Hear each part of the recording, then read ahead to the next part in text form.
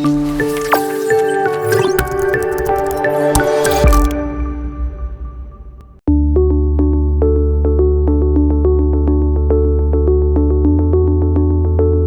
I am Dr. Suvarchala, Scientific Director with Ziva Fertility Centers. What is anteryl follicle count and why is it done in fertility patients? Let's try to understand when this is done before we talk about what and why. This is a scan which is ultrasonography scan which is usually done on day 2 or day 3 of a woman's menstrual cycle or period. This is a very good time to do this because the ovaries are calming down, as in because the fertilization did not happen and the ovaries are getting ready for the next period. So the shedding of the endometrium is happening and ovaries are calming down and preparing themselves for the next period. What usually happens is the next group of eggs are being selected for the next period. In these eggs, only one will ovulate, as in 10 eggs are being selected.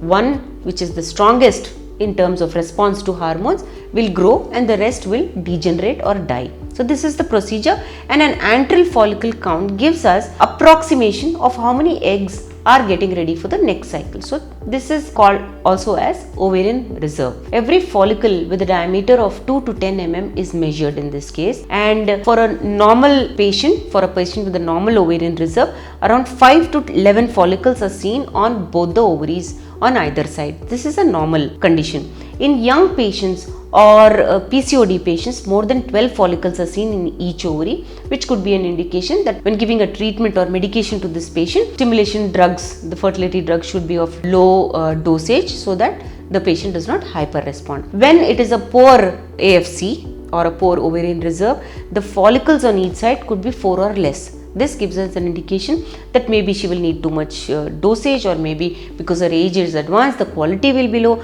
or because of her age, advanced age, the number correlates that she's advanced age, she's 40, 45, therefore the numbers are also low. So an anteryl follicle count scan is very important and it should be done on these days so that we have a fair idea about what treatment protocol will work for you. This is the best predictor in addition to hormone values of seeing what best treatment options will work for you. If you want to understand more about this, please feel free to contact us. Thank you. A lot of effort has gone into making this video. Please like and subscribe us. Thank you.